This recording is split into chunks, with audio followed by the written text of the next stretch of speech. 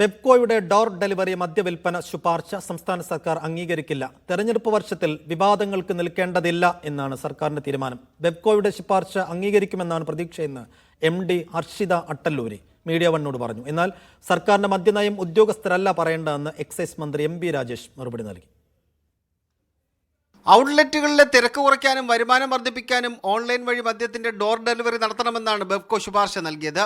നിലവിലെ മദ്യനയത്തിലും നിയമനിർമ്മാണത്തിലും മാറ്റം വരുത്തേണ്ട ശുപാർശയാണ് ബെപ്കോ നൽകിയിട്ടുള്ളത്. കോവിഡ് സമയത്തടക്കം ഓൺലൈൻ മദ്യവിൽപ്പന ശുപാർശ സർക്കാരിന് മുന്നിലേക്ക് വന്നെങ്കിലും അന്ന് തള്ളിക്കളഞ്ഞിരുന്നു. തദ്ദേശ നിയമസഭാ തെരഞ്ഞെടുപ്പുകൾ വരാനിരിക്കുന്ന പശ്ചാത്തലത്തിൽ ഓൺലൈൻ മദ്യവിൽപ്പന നടത്തണമെന്ന് ബെപ്കോ ശുപാർശ സംസ്ഥാന സർക്കാർ അംഗീകരിക്കില്ല.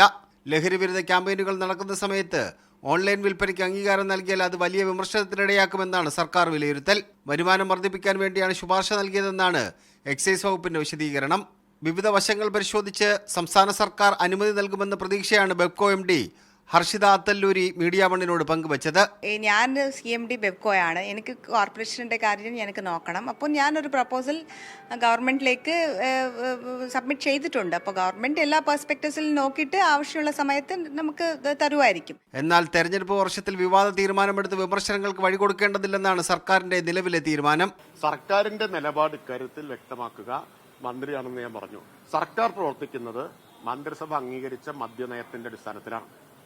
ആ മദ്യനയത്തിൽ ഇങ്ങനെയൊരു നിർദ്ദേശമില്ല. എന്നാൽ വീര്യം കുറഞ്ഞ മദ്യം വിപണിയിൽ എത്തിക്കാൻ വേണ്ടിയുള്ള തീരുമാനം സംസ്ഥാന സർക്കാർ എടുത്തിട്ടുണ്ട്.